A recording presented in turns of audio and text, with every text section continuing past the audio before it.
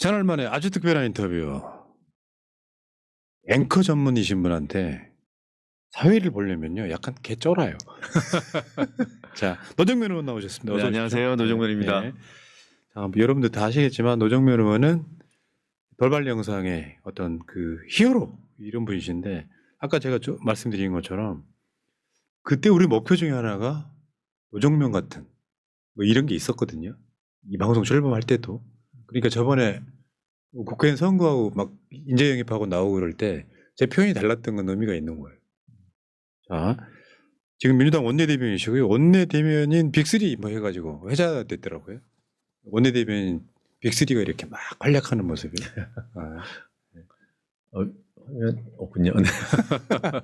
자, 화면 상단에 노정면 후원의 계좌번호가 있습니다. 농협 301-0340-0340-11 그리고 채팅창 상단에는 노정면 TV가 연결되어 있으니까 여러분들 많은 관심 바라겠고요. 금액이 중요한 게 아니라 보내주시는 분들의 숫자가 중요하다. 몇백 명, 몇천 명이 보내주면 더 힘난다 이렇게 말씀드리고요. 자, 일단은 오늘 이재명 대표 교섭단 지원서를 했어요. 네. 직권하셨잖아요. 네. 느낌이 어떠셨어요? 저는 애들립 하실 때. 아, 그렇죠. 국민의힘 때문에. 그때 사실 처음에 살짝 혹시 이런 생각은 들었거든요. 근데 한 10초 지난 다음에 됐다.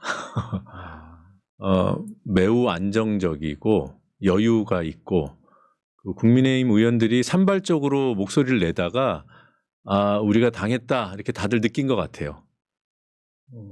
저는 오늘의 그 모습은 우리 이재명 대표에 대해서 어떤 판단들을 다 달리하고 계시잖아요. 근데 상당히 많은 분들에게 다른 건 몰라도 안정감을 줬다.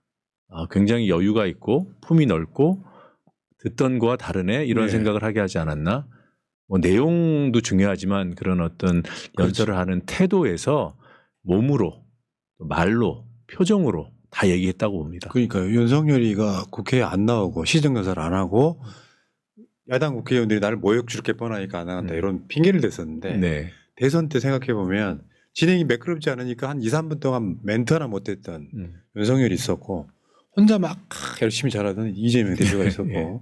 내용은 이전에 시사방송에 소개를 좀 해드렸고요. 자, 노정면 의원은 국회의원이 되면 대변인이 될 줄 알았어요 일단. 제가 알았냐고요? 아니 저는 알았다고요. 네네. 왜냐면은 이게 워딩, 딕션 뭐 이런 것들이 있거든요. 그러니까 이 기자이면서 앵커 출신이던 사람은 뭔가 달라요. 멘트의 그 어떤 톤이랄까 이런 것들이 다른데 확실히 그런 것들에 대해서 특화되어 있다 보니까 어저께 이 기자회견은 아니죠. 그러니까 소통관에서 기자회견한 거 봤거든요. 네. 깜짝 놀란 게 야 노정문도 멘트가 씹히는구나. 다시 하더라고요. 그걸 보셨군요. 네. 유난히 많이 씹었는데. 그리고 다시 처음부터 읽었는데 네. 그러면 어때요? 한 번 이렇게 엉키면 이렇게 반복적으로 엉키는 그런 게 있어요. 그 누구나 다 뭐 조금씩은 차이가 있습니다만 대부분 다 겪는 건데 그게 뭐가 중요합니까? 내용이 중요하지.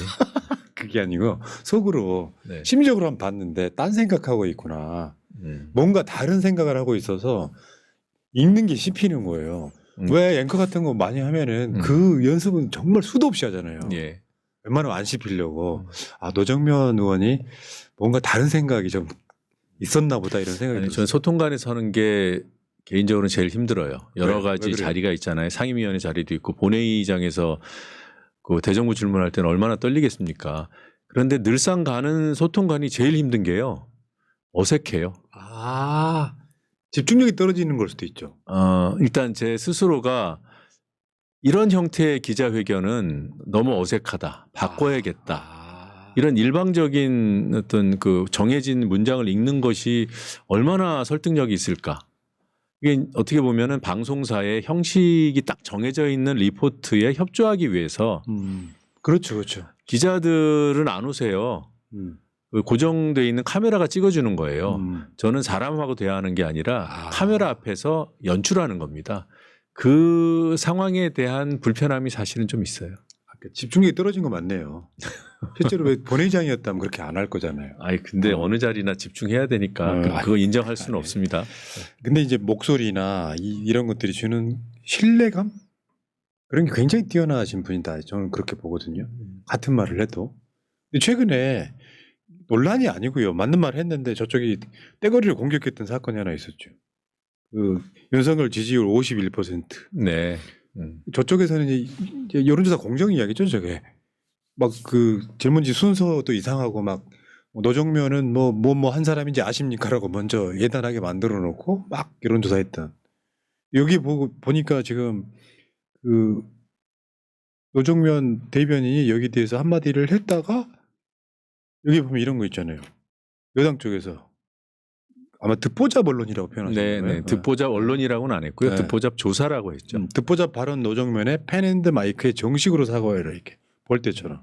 그러니까 실제로 여론조사 문항을 보면은 뭐 있을 수 없는 여론조사 문항이 있었고. 그러니까 대변인이라고 하는 자리에 대해서는 저도 굉장히 많이 이제 관련된 분들하고 이야기를 해보면 당에서 사실 이건 대변인이 말한다기보다는 당이 말하는 거잖아요. 네, 그렇죠. 그러니까 보통 언론들이 표현할 때 노정면 대변인 이렇게 쓰는 것보다는 민주 해가지고 당의 공식 입장으로 말하는 거잖아요. 맞습니다. 그 리포팅이라는 게. 근데 여기에 지금 굉장히 많이 공격 받으셨는데 어떠셨을까요? 공격받은 제 글은 페이스북에 제가 개인 노정면 의원 자격으로 올린 거고, 그래서 그건 당의 공식 입장은 아니지만 뭐 당의 입장하고 다른 그런 내용을 제가 쓸 리는 없고, 근데 뭐라고 할까요? 프레임을 걸어서 공격하는 것 말고는 할 얘기가 없구나. 제가 언론의 어떤 편집권을 침해했다고 하고 특정 언론사 매체를 비하했다 이렇게 규정을 했는데, 제가 얘기한 건 여론조사의 방식입니다. 그리고 그 여론조사의 방식에 문제가 있고 그건 듣보잡 이상의 평가를 해도 그럼요. 모자람이 없는 그런 조사 방식이거든요. 뭐 간사하기 이를 데 없는 매우 축출해야 될 그런 여론조사 방식인데 그걸 버젓이 썼단 말이에요. 근데 그걸 또 언론사에서 무비판적으로 확대 재생산했어요. 그 부분을 지적을 한 겁니다. 맞죠. 여론조사 방식에서 이런 거예요. 우리는 그 결과로서의 수치에 문제 삼는 건 아니에요. 그거는 각자 이해하고 반성할 게 있으면 반성해서 여론을 더 많이 받도록 지지를 받도록 노력하면 되는 것인데 이런 겁니다. 문항을 5개를 던집니다. 근데 1번부터 4번까지는 특정 지지자들이 답하기 싫어하는 문항들을 일부러 배치해요. 그래서 중간에 전화를 끊게 만듭니다. 특히 진보층. 네. 그래 놓고 마지막 질문에서 윤석열 지지를 물어요. 그러면 누가 5번 질문까지 남아 있겠냐. 실제로는 12번 질문이 윤석열 지지 여부를 묻는 거였거든요. 그 앞에 헌법재판소 문제를 계속 반복적으로 묻습니다. 그러면 사람들이 이탈하죠. 그다음에 남는 사람들을 대상으로 묻는 그런 여론조사 방식이 공정하냐고 여론조사 기관 공정에 묻는 거예요. 그걸 다룬 펜앤드 마이크에 묻는 거예요. 그리고 그걸 그대로 받아 쓴 언론에 묻는 거예요. 맞습니다. 언론사들은 그 중앙여론조사심의위원회에서 공개하는 여론조사 설문 설계 이 내용을 다 볼 수 있어요. 봐야 하고 그걸 보고 나름대로 해석하고 그 다음에 인용을 해도 인용을 하는 거죠. 그래서 받아쓰기 하지 말라는 거 아닙니까? 맞습니다. 그런 거예요. 대장동으로 재판을 받고 있는 이재명 이렇게 얘기해놓고 지지하십니까 묻는 방식 비열한 거죠. 네. 예단하게 만들어주는 이런 거를 이제 그게 그동안 있었던 이른바 그 부정한 스킬이었다면 지금은 아예 앞에서 지금 말씀하신 거는 설문 문항을 그렇게 설계하는 거예요. 이러이러한 문제가 있는 누구를 지지하십니까? 그러면 문제가 있다라는 걸 얘기해주고 지지하는지 여부를 물으면은 지지 안 한다고 답할 확률이 높잖아요. 근데 이건 아예 앞에서 특정 지지자들을 이탈시키게 만든다니까요. 그 스킬을 썼다. 아까 이건 완전히 차원이 다릅니다. 그러니까 아예 그 특정 지지 여론이 많이 나오도록 가두리를 하는 거예요. 그러니까요. 우리 지지자만 남아 있을 가능성이 높게 문항 설계를 배치하는 겁니다. 문항을 설계해서 배치하는 겁니다. 근데 우리가 이런 거를 되게 많이 다뤘었는데 윤석열 지지율 51%가 나오게 하려면 일단 낮에만 주구장창 직장에 돌아온 3, 4, 50대에는 전화 못 받게끔 일부러 하는 그런 네. 스킬도 쓰고 정말 말도 안 되는 여론조사에서 51%까지 나왔다는 건 사실 실제로는 저거 30% 정도밖에 안 되는 여론조사 결과일 네. 가능성이 높죠. 그러니까 명태균의 여론조사를 우리가 다 봤잖아요. 네. 그 문항 그 구조 같은 거 보고 문제가 있다고 지적합니다. 근데 지난번 여론조사 공정의 여론조사 방식은 명태균을 초월하는 거예요. 그런 문항 설계가 그동안은 왜 안 됐냐? 말이 안 되기 때문에 참아하지 못했던 겁니다. 그러니까요. 근데 문제는요, 저게 불법이 아니라는 거예요. 네. 불법은 아닙니다. 그럴 때는 저거를 이제 또 이거 관련돼서 저런 여론조사를 방지하기 위해서 법을 만든다 그러면 또 저쪽에서 난리를 치는 방식일 텐데. 네. 아니 저쪽도 그랬잖아요. 국면마다 여론조사 꽃이 자기들한테 불리한 여론조사가 나오니까 아예 계엄군 갖다 거기 배치를 하지 않습니까? 진짜 아유. 여론조사 꽃의 문항 설계 방식을 반만 따라하라고 하시죠. 그러니까요. 네. 그러니까 제가 계속 말씀드리는 건데 김어준 공장장은 편파적이라는 소리 안 들으려고 오히려 공정하게 하려고 되게 노력 많이 하는 거예요. 네. 알겠습니다. 자, 대변인이라고 하는 직업이 원내대변인은 사실 원내대표의 일거수일투족 같이 해야 되는 거 아니에요? 그냥 맥락이나 흐름을 따라가야 되기 때문에. 네. 당연히 당의 입장, 특히나 이제 원내 전략에 대해서 정확히 알고 있어야죠. 이거 그렇더라고요. 백브리핑만 잘못해도 욕 바가지로 먹는 자리라고. 네.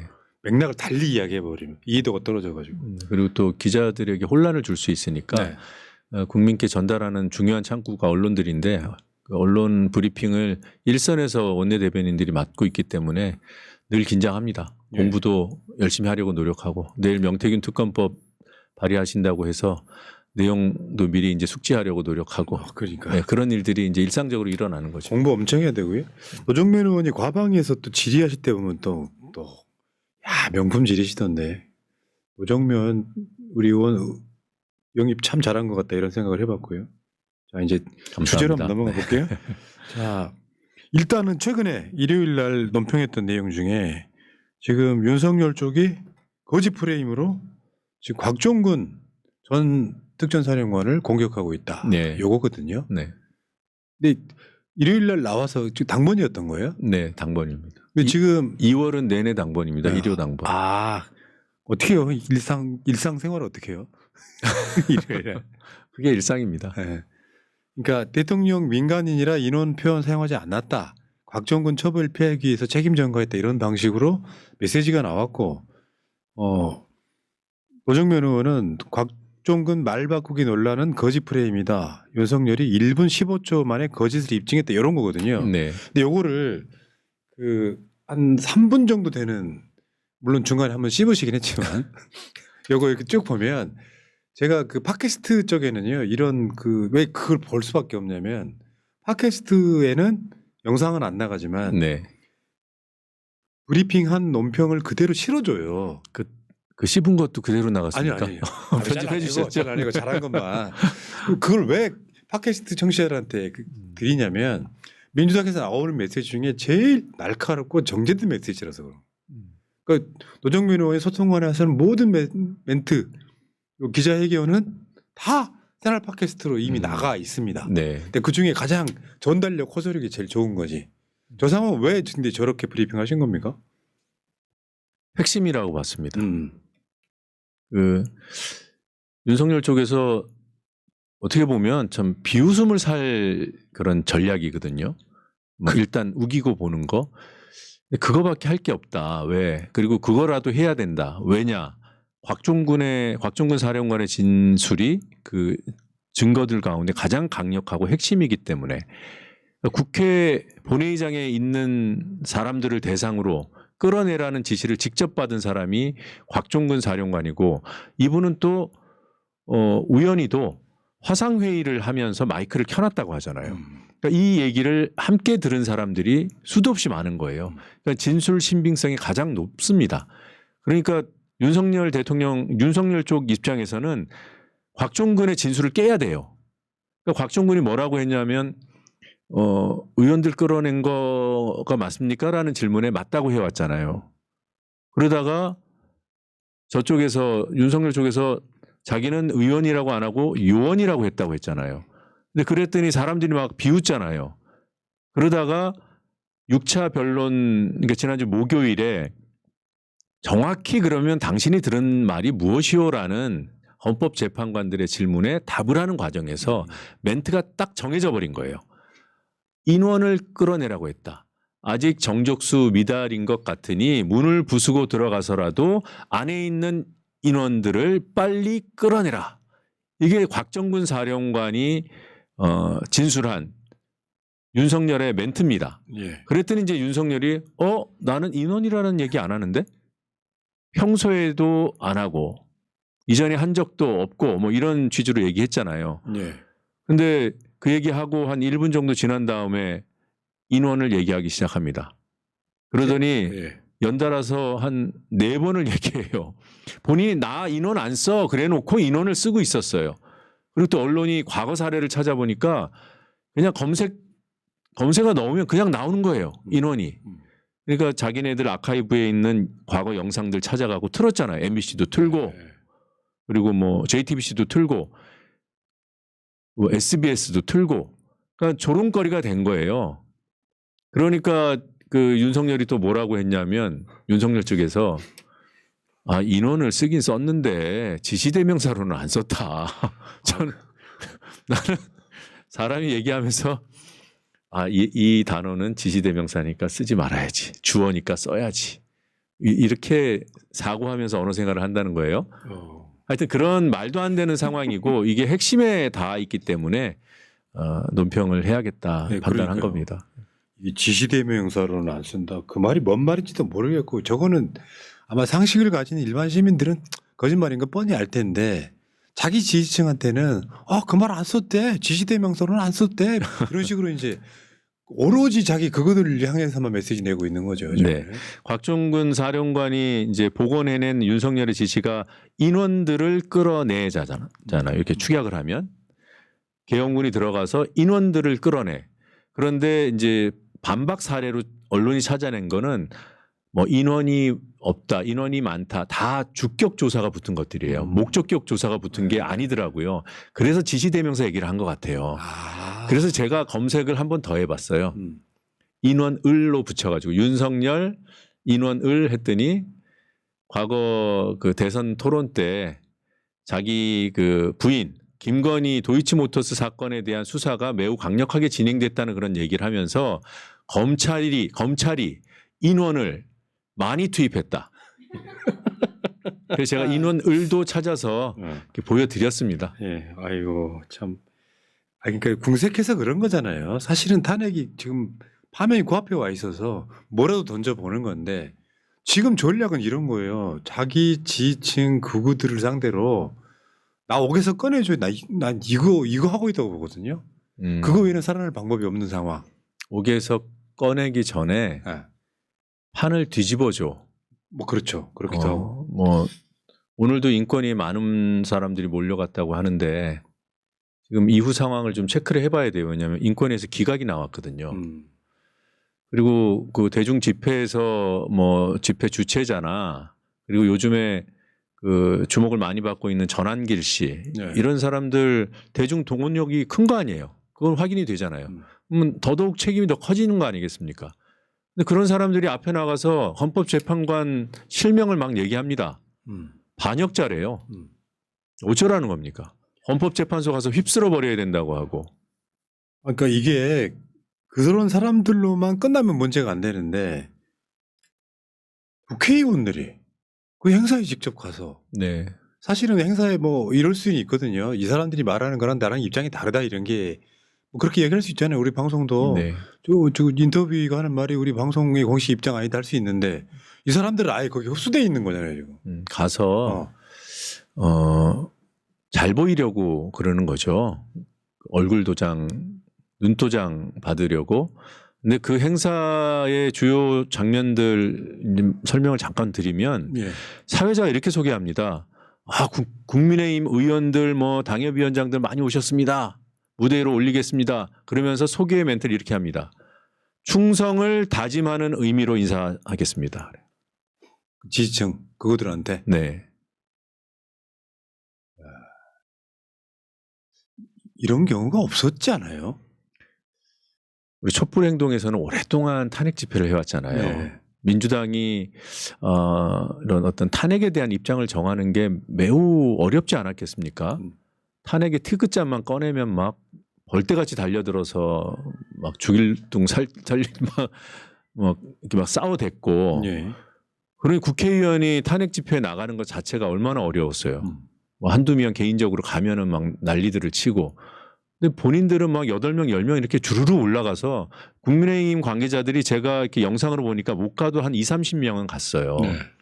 거기에 이철우 경북도지사 갔죠.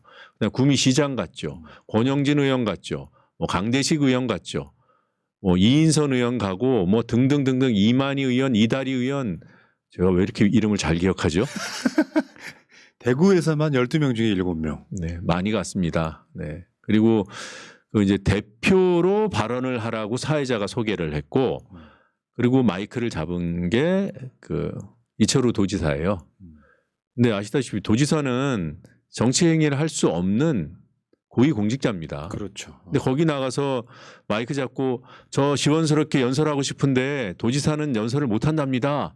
그러면서 연설을 했어요. 애국가도 부르고. 애국가도 부르고. 여러분 덕분에 하나님이 우리 대한민국을 지켜주고 있다, 보호하고 있다, 보우하사 이러면서 이제 네. 애국가를 불렀는데 애국가를 하나님이 보호하사로 개사를 했습니다. 하느님인데. 예, 우리 애국가의 하느님을 하나님이라고 부르면 안 돼요. 특히나 공직자는 큰일 납니다. 예, 많이들 이건 모르더라고요. 공직자들한테는 종교 중립의 의무가 있어요. 그게 법에 규정돼 있어요. 그런데 개신교에서, 이건 뭐 기독교 전체도 아니고 개신교에서만 쓰는 그 신에 대한 표현을 애국가에다가 붙여서 불렀다. 본인이 애국가라고 하면서. 야, 그렇게까지 해야 합니까? 아유, 참. 그러니까요. 보고 있으면은 이제 좀 뭐랄까 화나고 이런 차원을 넘어가지고요. 이제는 뭐 분노 이런 것도 아니고 포기하게 되는 거 있잖아요. 아, 저 사람들하고 말 섞기 싫다. 이런. 정치인들이 국민의힘 민주당을 떠나가지고 이 선이라는 게 있잖아요. 선을 넘어고 막 하게 윤석열부터 선을 넘었으니까 내란부터 시작해요. 이거를 어떤 또 사안마다 대변인들 나와서 이렇게 논평해야 될 때 사실은 대변인은 말 잘하는 건 두 번째고 글 잘 쓰는 거잖아요. 대변인이란 자리가. 뭐 길게는 한 4-5분, 짧게는 2분 정도 딱 요약해 쓰는 게 진짜 고통스러운 작업이겠다. 역작이 나오는. 그 여러분들이 있잖아요. 민주당 홈페이지 가셔가지고 논평 브리핑란에 가보시면 서면이든 뭐 얼굴 보고 하는 브리핑이든 다 내용이 네. 올라와 있는 게 역사에 남는 거거든요. 네. 그러면 영상은 못 보더라도 아 노정면 대변인이 뭐라고 말을 했는지가 다 네. 나와 있거든요. 역사에 이게 기록으로 남겠지만 수사 기록으로도 종종 남더라고요. 그래요? 책임져야 하니까. 아 고소고발 당하는 경우. 네, 여러 건 당합니다. 저 국민의힘 같은 경우 이제 이럴 때 대변인들이 나서가지고 공식 논평을 할 수밖에 없어요. 아니면은 지도부가 공식 회의에서 발언을 하거나 뭐 이런 건데. 자, 근데 헌재를 공격하는 구구 집회에 국민의힘이 참석했다라고 하는 건 그들이 헌재를 공격하는 것을 찬성한다는 의미에 가까워지기 때문에 네. 심각한 상황인 거죠. 국민의힘은 그래요. 뭐 지도부는 안 갔다. 그래서 당의 공식 입장이 아니다. 근데 당의 그 공식 입장이나 다름없는 헌법 기관들이 다수가 갔잖아요. 그리고 뭐 지도부라고 해도 과언이 아닌 중진들이 매일같이 떠들고 있잖아요. 윤상현, 나경원, 뭐 그 또 누굽니까? 김기현 등등. 그리고 심지어는 권영세 그리고 권영진 이 두 지도부 인사들도 사실상 드러내놓고 지금 사법부를 공격하고 있어요. 네. 근데 결국엔 저 이제 헌법재판 곧 끝나가는 상황이라서 네. 저러다가 대선 국면 되면 또 이 입장이 또 바뀌고 뭔가 그러니까 기회주의적 근성을 그냥 들여보내는 것 같은데 이 사람들은 오직 자기 자신들의 선거만 생각하는 느낌. 네. 그래서 정권 바뀌면은 위원정당 해산을 생각해 볼 만하다. 이렇게 오래 끌 일입니까 이게? 자, 근데 오늘 민주당이 명태균 특검 내일 발의한다고. 네, 내일 발의할 예정입니다. 지금 그러면은 국민의힘에서는 절대 반대할 거고요. 국민의힘의 주요 정치인들은 다 엮여 있는 사건이라서. 거의 다. 네. 네. 그래도 한다는 거죠. 추진할 필요성에 대해서 공감 못하는 의원들은 안 계신 것 같고요. 전망은 사실 엇갈리는 거라 뭐 전망이 불투명하다고 안 할 수는 없잖아요. 해야 되는 일이라면. 특검을 발의해서 최선을 다해서 이제 가결을 이끌어내야 되고 이 사안은 이번에도 뭐 어떻게 해서든 이유를 붙여서 통과 뒤에 또 거부권을 행사할지 모르겠지만 거부권 행사하면 정말 안 됩니다. 그러니까 여야 합의가 무슨 맞느끼처럼 네. 합의 없었으니까 아무리 좋은 취지라서 안 돼 이 방식이거든요. 그게 반복되니까 어떻게 보면 그럴 수도 있는 건가? 이런 착각을 만들어내요. 그럴 권한이 없어요. 그러니까. 그 거부권을 행사할 수 있는 경우가 있죠. 거기에 부합되는 조건이 하나도 없습니다. 명태균 특검은 지금 뭐 왜 김건희는 안 다뤄 이렇게 생각하시는 우리 지지자분들도 계시겠지만 명태균의 동전의 양면이 김건희이기 때문에 이건 실질적으로는 김건희 명태균 특검법이라고 저는 이해합니다. 그렇겠죠. 네. 워낙에 믿고 존경했던 따랐던 김건희 명태균 특검이라는 이름으로는 처음이에요. 지금. 맞습니다. 네. 김건희 특검법 안에 속해 있었죠. 일부 근데 의혹이. 김건희 특검법이라고 하는 거는 사실 정권 바뀌면 어차피 할 수밖에 없게 되는 네. 이런 거라서 명태균 특검을 추진하니까 이제 국민의힘이 이제 소위 말하는 발작 증세를 일으키는 뭐 홍준표 씨 같은 경우는 나를 잡으려고 명태균 특검을 하려고 한다 뭐 이렇게 하는데 실제로 국민의힘의 주요 정치인들 진짜 관련 없는 사람이 없을 정도로 심각하대요. 강원도지사, 뭐 경남도지사, 네. 뭐 부산시장, 대구시장, 뭐 윤상현은 말할 것도 없고 저 사람들이 왜 저러는지가 그냥 명태균 글자 하나에 그냥 나오는 측면이 분명히 있더라고요. 네. 지금 보여지는 여러 가지 언행, 그러니까 양태들의 교집합이 명태균이지 않나. 그러니까 명태균은 2021년, 2022년을 관통하는 그 비선 최고의 실세였습니다. 제가 판단컨대 명태균을 지금 허풍쟁이 사기꾼 이렇게 몰아가는 게 여권 인사들이에요. 근데 그들에게 명태균은 실질적인 실력자였고 교류를 했고 일부는 부탁, 청탁, 의탁을 했고 이걸 이제 명태균이 이제 와서 입장이 공공해져 가지고 뭐 말이 왔다 갔다 하는 게 있잖아요. 그걸 가지고 사기꾼을 막 몰아붙이는데 정말 비겁합니다. 제가 국회 운영위 현장에서 마주보고 있던 의원들, 여당 의원들에게 얘기했어요. 여러분들한테 2021년, 2022년에 명태균은 동지 아니었냐. 그렇죠. 맞아. 봤어요, 저.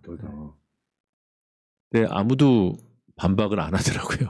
동지 맞습니다. 네. 지금 민주당 입장에서는 국민의힘의 가장 아픈 구석을 지금 찌르고 있는 겁니다. 사실 부결이 되더라도 어떻게 보면 민주당 입장에서 손해볼 건 없어요.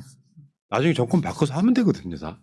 그래도 가결시켜야 됩니다. 네, 최선을 다하겠습니다. 1차는 통과가 되겠지만, 그게 저번에 한번 저 김건희 특검하고 뭐 등등등 설과할 때 김건희 특검이 통과가 더 숫자가 적었던 기억이 나거든요. 내란 특검하고 할 때, 200석 안 돼서 부결될 때. 그러니까 국민의힘에 명태균이 등장하면 안 되는구나라고 생각하는 국회의원들이 몇 명이 있구나 이런 생각을 해봤거든요. 근데 또 반면에 그 직전에 했던 김건희 특검법 표결에서는 198표까지 나왔어요. 그러니까요. 그래서 저는 명태균 특검법이 200석을 이제 만약에 거부권을 행사할 경우 200석을 넘길 가능성도 매우 크고요. 최상목 대행 입장에서 그때까지 뭐 어떤 일들이 있을지 모르겠지만 최상목 대행이 거부권을 행사하려고 한다면 명분을 잘 찾아야 될 겁니다. 아마 못 찾을 겁니다. 그러니까요. 근데 갖다 붙일 명분도 못 찾을 거예요. 최상목은 지금 사실은 내란이 일어나고 나서 실행을 했던 자거든요. 네. 비상계엄기구 예산 이런 거. 그러니까 오죽하면 이런 패러디 나오잖아요 지금. 자기는 안 받고 안 받으니까 난 죄가 없다는데 받기 때문에 F4 해임인가 같은 걸 하지 않습니까? 그러면 당장 이상민처럼 수사를 받아야 되는 상황인 거죠. 네. 제일 저는 지금 의문이 가로로 2번 접은 상태로 받았다 그랬어요. 네? 이렇게 텍스트로만 봐서 가로로 2번 이렇게 접는 거 말고 있나요? 이렇게 접었어요. 네. 근데 지금 제출돼 있는 차관보한테 줬다는 거고 차관보가 수사기관에 검찰에 이걸 냈다는 건데 우리 민주당에서 파악하기로 이 문건이 이제 증거잖아요. 중요한 네. 증거잖아요. 이 접힌 자국이 없답니다. 그래서 형상기억정의 논란이. 그래서 이거를 2번 가로로 접을 때 접은 게 아니라 그럼 나중에 말았다고 하겠구나. 이렇게 말았다고 하겠구나. 그건 이제 봤다는 뜻이잖아요. 아니 그리고요. 아니 이 거짓말이잖아요. 그러니까 접었는데 여기 흔적이 없으면 거짓말인 거잖아요. 접었다는 게.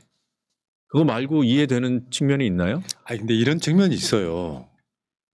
대통령이 아니라 이재명 당대표가 노정면 대변인한테 무슨 일이 있어요. 서류를 하나 줘요. 누가 접습니까? 바로 봅니다. 이 대표님 뭐 시키실 일 있으면 문건을 주십시오. 아니 저거 접어서 보지 않아요. 아니 접어서 주머니에 넣었다고 합니다. 네. 접어서 감히. 근데 접은 자국이 없어. 네.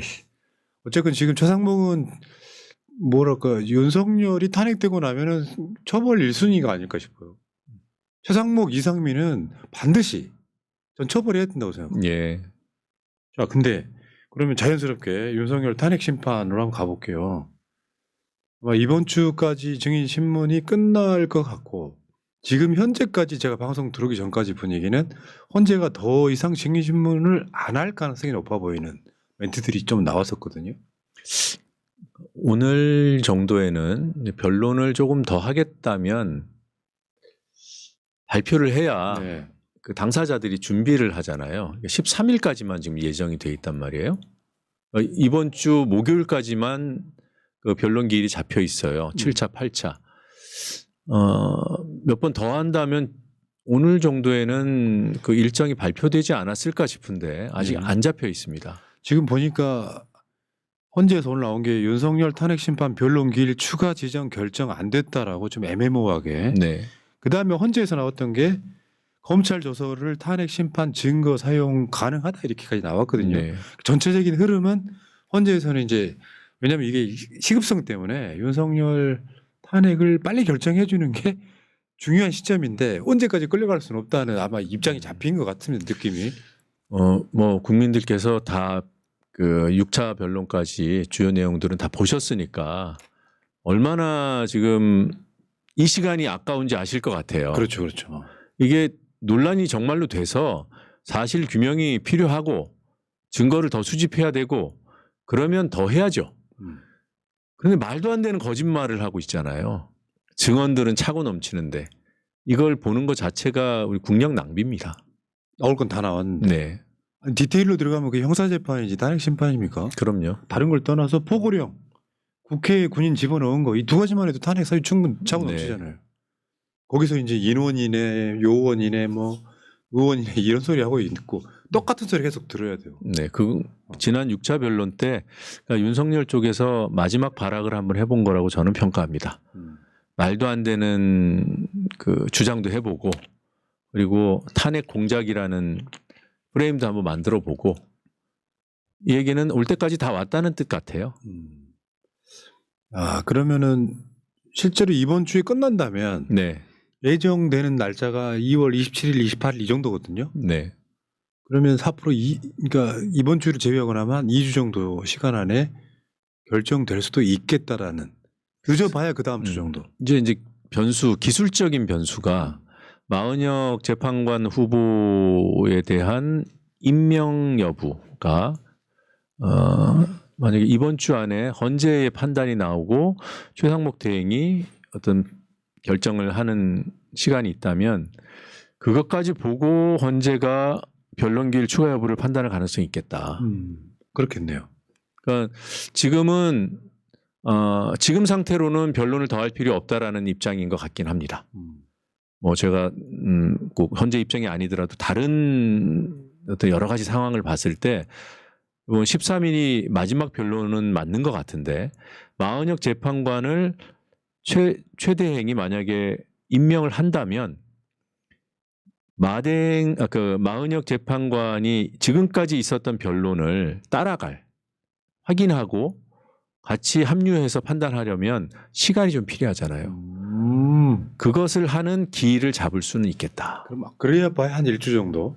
그렇죠. 그게 뭐 많아야 2번이고 한 번이면 족하다고 해요. 왜냐하면 요지 중심으로 이렇게 공개적으로 이렇게 읽고 하는 그런 절차가 있답니다. 그걸 만약에 하게 되면 한두 번 정도 변론 기일이 더 잡히지 않을까. 그거는 이제 마은혁 재판관을 어떻게 하느냐에 다 연동돼 있어서 오늘 그러니까 오늘이 10일이죠. 오늘로 끝났잖아요. 최 대행이 요구했던 변론 재개해서 그 변론은 종결이 된 겁니다. 그럼 이제 곧 판단을 내릴 텐데. 그러네요. 예, 그 판단에 따라서 또 최 대행이 어떻게 반응하는지까지 보게 될 것이고. 그러면 거기에 따라서 그 다음에 헌재가 변론을 조금 더 할지 말지를 결정할 겁니다. 그렇네요. 야, 역시 정치인의 보는 시각이 우리랑은 많이 다르네요. 그냥 맨날 그것만 보고 있기 때문에. 그러니까 지금 헌재 같은 경우는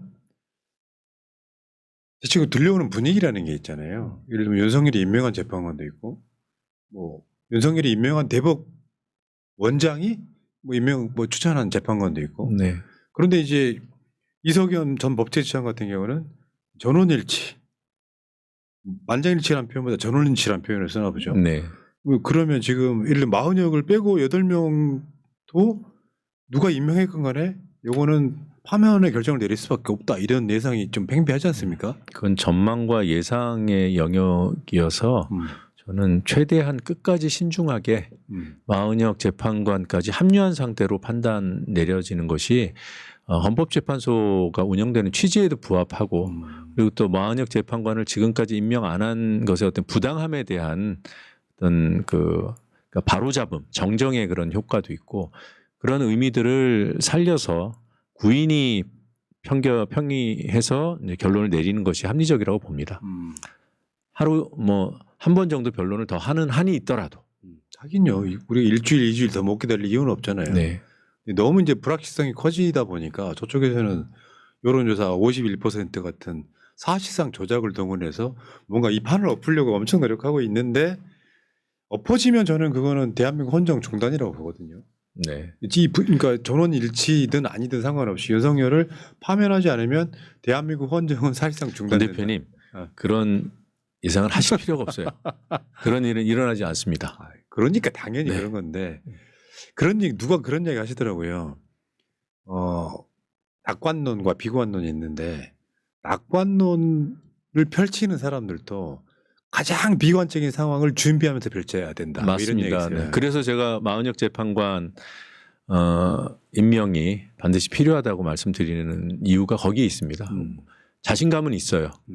그리고 당위는 너무너무 명확하고 그럼에도 불구하고 끝까지 신중한 자에게 정의가 찾아온다. 그럼요. 당연한 이야기죠. 네. 근데 좀 많이 힘드네요. 12월 3일부터 시작해서 1월 3일, 2월 3일 지나서 네. 2달이 훌쩍 넘어가고 70일이 있는데 넘었습니다. 네. 그 내란 수계에 동조하는 내란 동조 집회는 연일 열리고 있고 그렇다 보면 이게 정말 나란가. 저게 지금 대한민국 현사에서 가능하단 말이야 이런 싶은 거 있잖아요.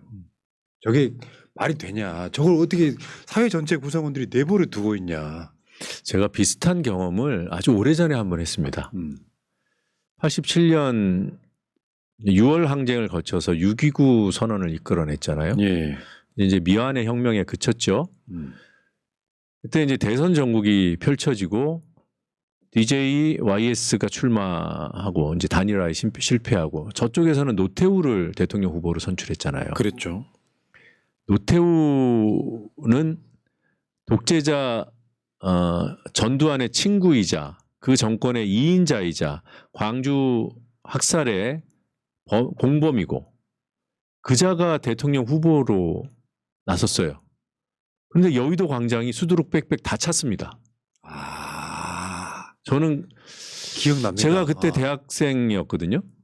대학교 1학년이었는데 저게 어떻게 가능하지? 제 머리로는 이해가 안 되는 거예요. 그 집회가 이어지는 그 몇 달 동안 이른바 뭐 맞불 집회 이런 개념도 그 당시에는 없었고요. 혹시라도 전두환, 노태우를 지지하는 사람이 있더라도 감히 거리로 못 나오는 시대였던 거잖아요. 그런데 대선판이 딱 열리니까 이분들이 다 어디 있었지? 100만 인파라고 했어요 그때. 그렇죠. 세보진 않았지만 많으면 100만이었으니까. 근데 그냥 사진 이렇게 보면은 YS 집회나 DJ 집회나 노태우 집회나 비등비등했습니다. 총동원했을 때는. 그래서 저는 있다, 존재한다. 그 세력이 분출하지 못하게 우리 사회가 우리 공동체가 전반적으로 이게 리스크 관리를 해야 한다 이렇게 생각합니다. 맞죠? 그 세력이 노정면을 탄압했던 세력이고 노정면을 해직시킨 세력이고 우리 새날 같은데 맨날 고소 고발하는 세력이고 네, 그런 리스크를 안고는 있는데 다른 걸 떠나가지고 국민들이 답답해하는 건 윤석열이 언제 야 윤석열이 계속 나오는 게 맞아? 하니까 막 이제 윤석열 김용현의 변호인들이 막 이진우나 이런 여인영이나 이런 사람들도 면회 가가지고 또 회유하는 정황들이 나오고 근데 사실은 윤석열은 헌법재판소 가가지고 사실 형사재판 하듯이 야, 국회에 들어가라고 지시한 건 맞다 하면 그냥 끝난 거잖아요. 네. 거기서 무슨 요원을 끌어내라고 했다 의원을 끌어내 이런 논쟁 자체가 어떻게 보면 좀 하향평준화되는 느낌? 전체적으로 보면은 저는 이게 윤석열 씨가 이 형사 재판에 대한 생각을 지금 못하는 상황이라고 봐요. 일단 여기 이걸 막아야 된다. 네. 못 막을 텐데, 그러니까 주변에서 진짜 제대로 조언하는 사람이 없나 봐요. 그저 떡고물 챙겨 먹을 사람들만 득식을 거리는데 윤석열 본인이 그걸 가릴 줄 모르는 것 같습니다. 들은 바에 의하면은 이제 뭐 그 면회가 엄청나다는 거잖아요. 하루에 7, 8번씩 한다는 거잖아요. 그 모든 전략이 윤석열 머리에서 나오고 있다. 지시한다는 거죠. 이렇게 하라고. 내가 법을 제일 잘하니까 법 잘할 그런 거. 자, 야 역시 노정면 대변인은 정말 명불허전이네요. 멘트 하나가 내가 사회자인지 우리 노정면 의원이 사회자인지 느낌은 구분이 안 될 정도로. 근데 사실 대변인 하면 사실 기회도 나한테 많이 오는 거 아닌가요? 왜냐하면 대변인 모텔에서 막 하고 싶어 하시는 분들 굉장히 많거든요. 그건 잘 모르겠는데 하여튼 기회를 당해서 큰 기회를 준 게 맞죠. 국민을 이렇게 대하는 역할을 맡겼으니까 뭐 큰 기회입니다. 맞습니다. 지금 뭐 특위 하나 하시는 것도 있죠. 아니요, 특위에는 특위 없어요? 뭐 명태균도 있고 뭐 내란 특위도 있고 엄청 많던데. 명태균은 그 특임을 줘서 제가 그걸 전담하게 했던 거고요. 명태균과 관련된 진상조사단은 또 따로 있고. 그래서 제가 어떤 자료를 입수하면 사전에 공유하고 언론에 공개하고 뭐 이런 절차를 밟아왔습니다. 의원총회하고 나면은 대변인들 나와가지고 여기서 무슨 말이 오갔는지 토시 하나라도 뭔가 좀 힌트가 어긋나면 또 욕먹고 네. 정말 힘든 자리라는 거 알고 있습니다. 노정면 의원 여러분 오랜만에 나오셨는데 노정면 의원 정치 열심히 하시라고 후원 좀 해드립시다. 농협 301-0359-0340- 노정면 후원에 많은 관심 좀 부탁드리고요. 의원님 이 카메라 보시면서 네. 자 새날 가족분들께 인사하고 이제 가시면 되겠습니다. 네. 새날이 올 겁니다. 오고 있습니다. 지금 시간이 더디 가는 것 같지만 그동안 우리가 윤석열 탄핵을 이렇게 의결할 수 있을지 불과 석 달 전에 알았을까요? 물론 이제 감당하기 어려운 그런 위기들을 겪어낸 결과이긴 하지만 탄핵 의결할 수 있을까? 12월 7일을 한번 생각해 보시면 어려웠다는 분들도 있어요. 그런데 여러분들의 힘으로 12월 14일에 탄핵을 시켰고 또 우여곡절이 있었지만 1월 15일에 체포했고 그리고 이어서 바로 구속했고 조만간 파면 결정도 나올 겁니다. 이렇게 여러분들이 역사를 만들고 있어서요. 이 순간순간 여러 가지 어려움이 있지만 지치지 마시고 우리 함께 활짝 열어젖힐 새날만 바라보고 희망을 가지고 함께 갔으면 좋겠습니다. 최선을 다해서 노력하겠습니다. 감사합니다. 야, 노정면 의원 멋있습니다.